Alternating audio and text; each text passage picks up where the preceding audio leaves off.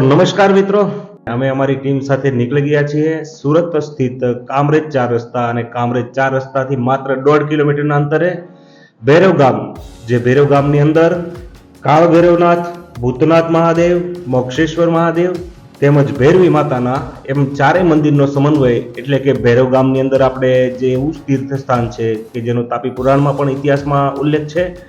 તો ચાલો મિત્રો, સાથે મળીને આ આધ્યાત્મિક આપણે વાતાવરણની અંદર આપણે પ્રવેશ કરીએ અને બીજા નંબરની અંદર કે જે આ સ્થળની અંદર અમને આવ્યા પછી જે અનુભૂતિ થઈ તે અમે તમને સાથે મળીને એમનો આનંદ કરાવીએ અને દાદાના દર્શન કરીએ. ભૈરવ ગામ એટલે ભગવાન સદાશિવ શંકરનું એવું કૃપાપાત્ર ગામ કે જ્યાં આજ દિન સુધી ગામના સ્થાનિકો લોકોનું કમોતે મૃત્યુ નથી થયું, એટલે કે અકાળ મૃત્યુ નથી થયું. ભગવાન આશુતોષ સદાશિવ શંકરનું દેદીપ્યમાન શિવલિંગ અને તેનો મહિમા જે આ વિડીયો દ્વારા આપના સુધી પહોંચાડવાનો સંપૂર્ણ પ્રયાસ કરશું. સાથે જ મંદિરના ટ્રસ્ટી એવા ભાઈ શ્રી ભગુભાઈ પટેલ પાસેથી આ મંદિર અને સમગ્ર ભૈરવ ગામ વિશે જે રસપ્રદ માહિતી અમને પ્રાપ્ત થઈ છે તો તે વિશે પણ આપને અવગત કરવાનો પ્રયાસ કરીશ. તો વિડીયોના અંત સુધી બની રહેજો મિત્રો, જેથી આ સ્થળના ઇતિહાસ સુધી આપને માહિતગાર કરીશ.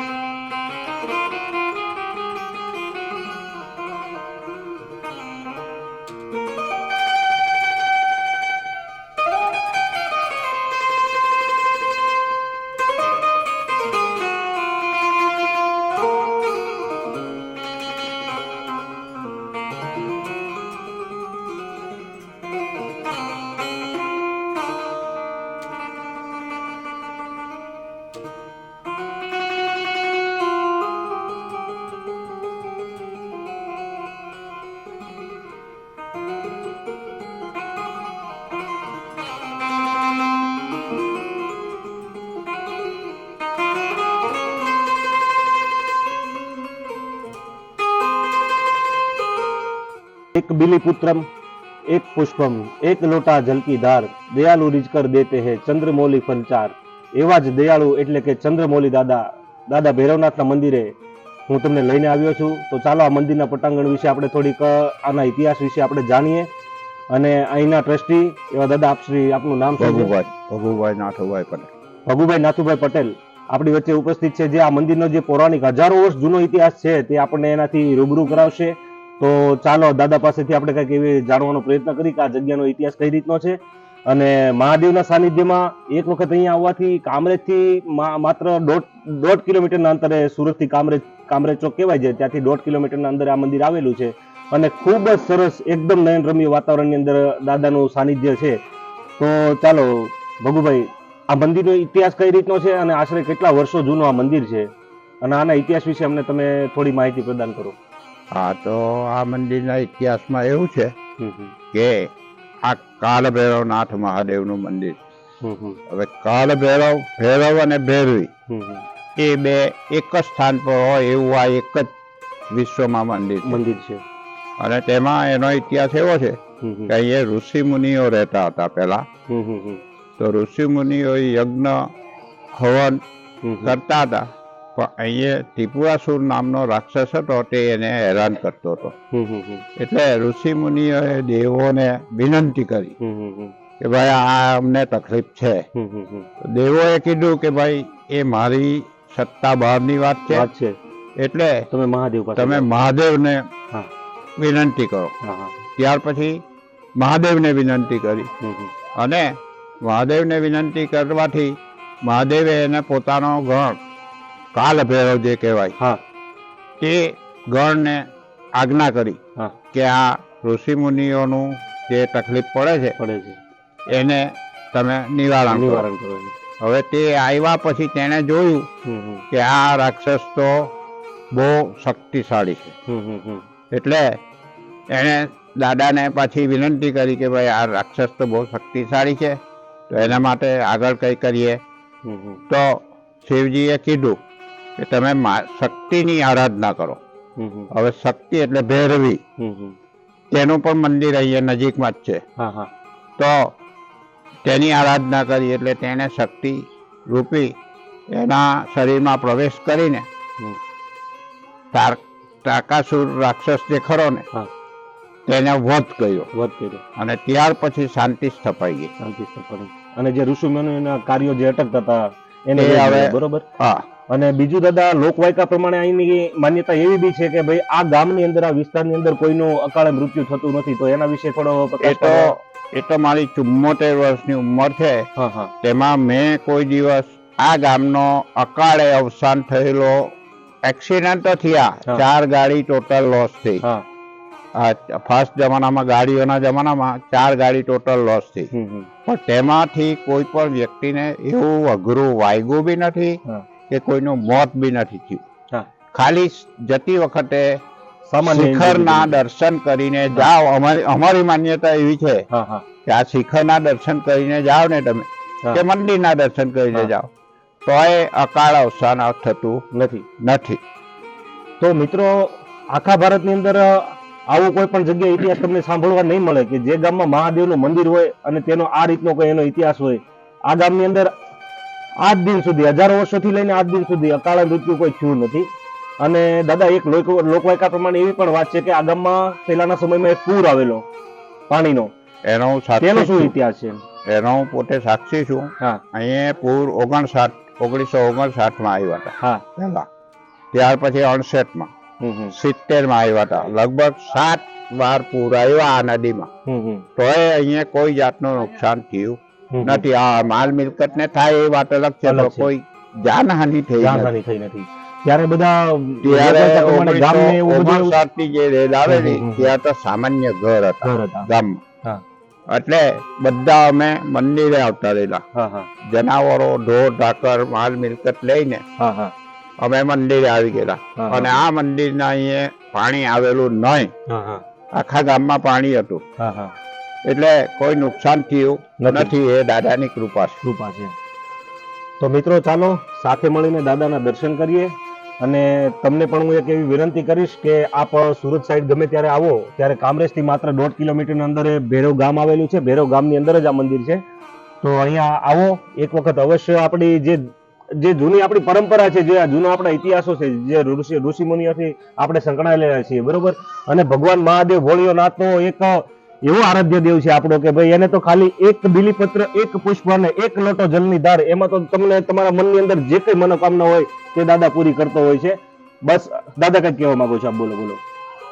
આ ઋષિ મુનિઓએ જે તાપી પુરાણ લખેલું છે તેમાં આનો ઉલ્લેખ છે.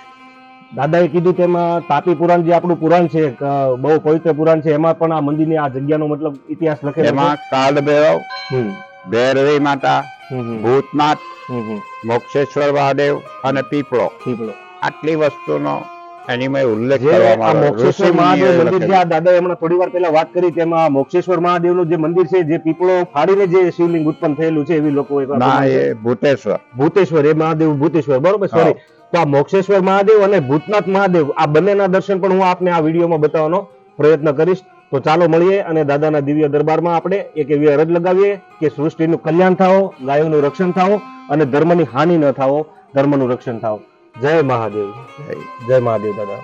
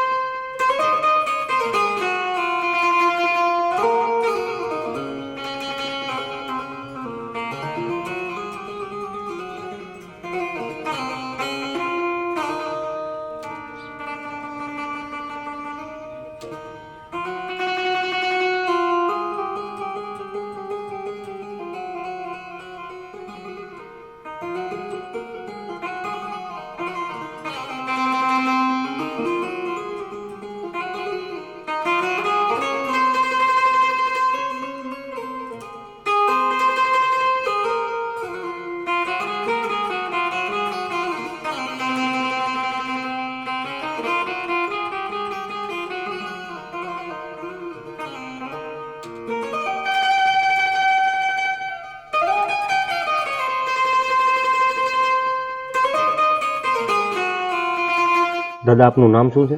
મગનભાઈ નાથુભાઈ પટેલ કરોપતિ. મગનભાઈ નાથુભાઈ પટેલ. આપના કેટલા વર્ષ છે દાદા? અંદાજિત ઉંમર વર્ષ? હું તો મારું બોર્ન જ અહીંયા. હે? હા હા. અને આ મંદિરનો ઇતિહાસ કેટલો જૂનો છે અને કઈ રીતનું આનું મહત્વ છે? આ અમારા ગામનું નામ ભૈરવ છે અને મારું નામ મગનભાઈ નાથુભાઈ પટેલ છે. મારો જન્મ આ ગામમાં જ થયેલો. અત્યારે મારી ઉંમર 86 યર્સ. 86 યર. જો જૂનું પુરાણ તાપી પુરાણ જે પુસ્તક આવે છે તે પુસ્તક જૂના બહુ મોટા નથી, બધા ગુમ થઈ ગયા. પણ મારી પાસે એક પુસ્તક હતું એકનું નામ છે, મેં વાંચેલું. તેમાં મુક્ષેશ્વર મહાદેવનું મંદિર છે આ ગામમાં. એ મુક્ષેશ્વર મહાદેવનું એટલો બધો પાવર છે કે તાપી પુરાણમાં એવું લખેલું છે કે ગયા જીવન તમે 7 વાર 7 ક્રિયા કરાવો. આ બિહારમાં જે ગયાજી છે ત્યાં જે પિતૃઓનું તર્પણ થાય છે એટલે અહીંયા એક જ વાર 7 તર્પણ ક્રિયા કરે તો મોક્ષ ગતિ મળી. એટલો પાવર મુક્ષેશ્વર મહાદેવનો છે. જે લોકો પહેલાના, અત્યારે તો બધું આધુનિક યુગ છે એટલે થોડુંક માને નહીં માને એવું થઈ ગયું, પરંતુ પહેલાના લોકો હંમેશા 15 માઇલથી દૂરથી લોકો અહીંયા શ્રાદ્ધ માટે આવતા. ક્રિયા કરવા. મિત્રો દાદાનું કહેવાનું એવું છે કે આપણે જે બિહારમાં ગયાજી છે જ્યાં પિતૃઓનું તર્પણ થાય છે, બરોબર, તે આપણા ઘણા પુરાણો બી એનો ઉલ્લેખ છે. તો એ ગયાજીની અંદર આપણે 7 વખત પિતૃ તર્પણ કરાવીએ ને, એવું માત્ર એક જ વખત અહીંયા પિતૃ તર્પણ કરવાથી આ મોક્ષેશ્વર મહાદેવ મંદિર જે કહેવાય છે, એટલે એક જ વખત આપણે 7 પુણ્ય અહીંયા કરવાથી પિતૃઓને મોક્ષ મળતો હોય છે. દાદા આ મંદિરની આમ ગણો તો અંદાજે આશરે તો કેટલા વર્ષો, કેટલા હજારો વર્ષ થયા હશે આમાં? એ તો એક્ઝેક્ટલી મને ખબર નથી. તાપીપુરામાં એનો કઈ ઉલ્લેખ નથી. મેં જેટલું વાંચેલું એટલી જ વાત કરું. મતલબમાં જે અહીંયા બહુ પૌરાણિક છે. હા, બહુ પૌરાણિક છે. આ મંદિરની અંદર અમે અમુક અવશેષો, અમુક મૂર્તિઓ એવી પણ જે જોઈ છે જે બહુ ખરેખર બહુ જૂની અને પૌરાણિક મંદિરોની મૂર્તિ કેવી રીતની હોય એવી રીતની છે, જે મંદિરની દિવાલોમાં કંડારીને આવરી લેવામાં આવી છે. એટલે ખરેખર એક વખત અહીંયા સુરતથી ખૂબ નજીક છે. સુરતવાળા લોકોને તો હું ખાસ એક કહેવા માંગુ છું કે ભૈરવ ગામની અંદર આવો અને આ ધર્મસ્થળની મુલાકાત લો. ભૈરવનાથ મહાદેવની મંદિરની આજુબાજુમાં જે ભૂતનાથ મહાદેવનું મંદિર જે આપણને આગળ મેં વિડીયોમાં જેમ દર્શાવ્યું તે રીતનું અહીંયા પણ એક મોક્ષેશ્વર મહાદેવ છે. આ 3 મંદિર અને આગળ આ જ ગામની અંદર એક ભૈરવી માતાનું મંદિર છે, ત્યાંની પણ આપણે મુલાકાત કરીએ. તો ચાલો વિડીયોમાં બની રહેજો મિત્રો. ખરેખર આવી જગ્યા ભાગ્યે જ અને જ્વલતે જોવા મળતી હોય છે. તો ચાલો મિત્રો ભૈરવી માતાના દર્શને આપણે જઈએ. અને આ ગામની અંદર જ આ મંદિર છે, બરોબર. ધન્યવાદ દાદા, તમારો ખૂબ ખૂબ આભાર. જય મહાદેવ અને તમારા આશીર્વાદ આપો, બરોબર. જય મહાદેવ.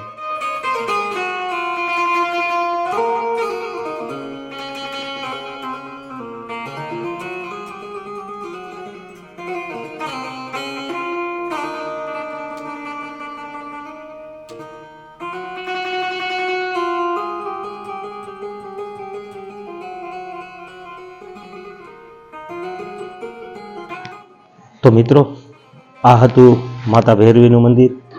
ભૈરવ ગામની હકીકતમાં ગણીએ તો ખૂબ જ સારો અને સાચો ઇતિહાસ છે, બહુ પૌરાણિક ઇતિહાસ છે, જેને મિની હરિદ્વાર તરીકે આમ કહીએ તો પણ કોઈ અતિશયોક્તિ નથી. તો ચાલો મિત્રો, ફરી એક વખતથી તમારી પાસેથી રજા લઉં છું. હવે આવનારા કોઈ એવા ધર્મસ્થાને ફરી પાછા મળીએ. અને આ વિડીયો તમને કેવો લાગ્યો તે તમારી કોમેન્ટ અથવા તો આપના અભિપ્રાયો અમને અવશ્ય આપજો. અને આ વિડીયો ગમ્યો હોય તો લાઈક કરજો, શેર કરજો અને અમારી ચેનલને સબસ્ક્રાઈબ કરજો. ભારત માતા કી જય. જય દ્વારકાધીશ. જય હો સનાતન ધર્મ.